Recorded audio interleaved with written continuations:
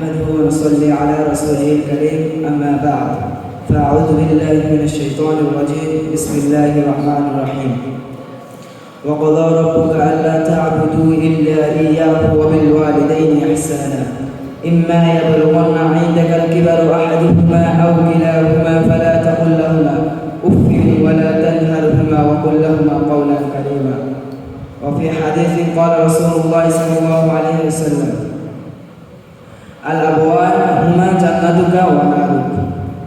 সম্মানিত সভাপতি, মুহতারাম আসিফে কিরাম, বিজ্ঞ বিচারক মণ্ডলী ও আমার প্রিয় ছাত্র ভাইরা, আমি আজকে আপনাদের সামনে উপস্থিত হয়েছি আমাদের সকলেরই জানা এবং আমাদের সকলেরই বোঝা একটি বিষয় নিয়ে, তা হলো বাবা মায়ের খেদমত জান্নাতের চাবিকাঠি।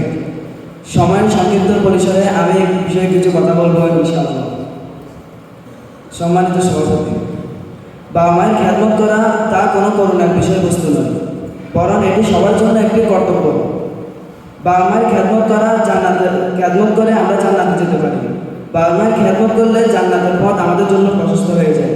কেননা আল্লাহ তাআলা তার পবিত্র কোরআনে বলেছে, ওয়াকাদা রাব্বুকা আল্লা তা'বুদু ইল্লা ইয়্যাহু ওয়া বিল ওয়ালিদাইনি ইহসানা ইম্মা ইয়াবলুগান্না 'ইনদাকাল কিবারা আহাদুহুমা আও কিলাহুমা ফালা তাকুল লাহুমা উফ ওয়া লা তানহারহুমা ওয়া কুল লাহুমা কাওলান কারীমা واخفض لهما جناح الذل من الرحمة وقل رب ارحمهما كما ربياني صغيرا।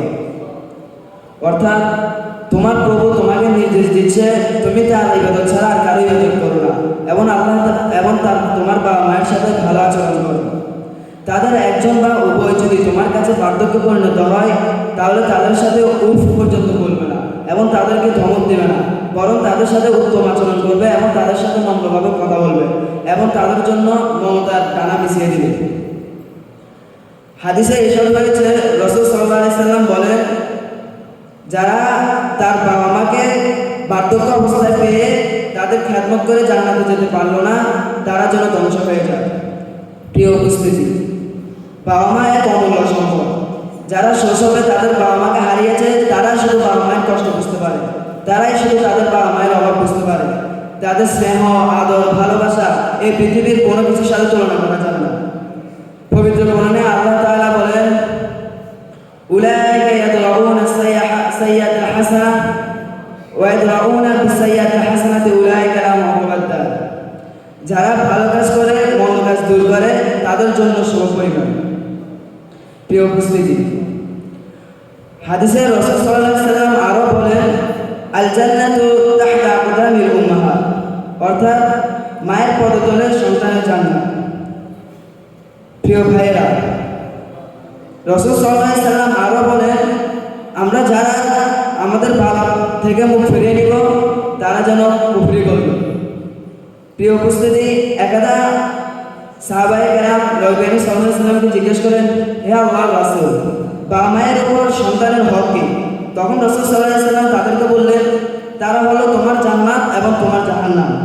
প্রিয় উপস্থিতি, বাবা মার সাথে ভালো আচরণ করা, তাদেরকে খাওয়া দাওয়া দেওয়া, তাদের সাথে সুন্দর আচরণ করা, তাদের সাথে সালাম বিনিময় করা, এসব নেক আমলের অন্তর্ভুক্ত। এই ভালো কাজ করার মাধ্যমে মুমিনদের নেক আমলের ভারী হয়।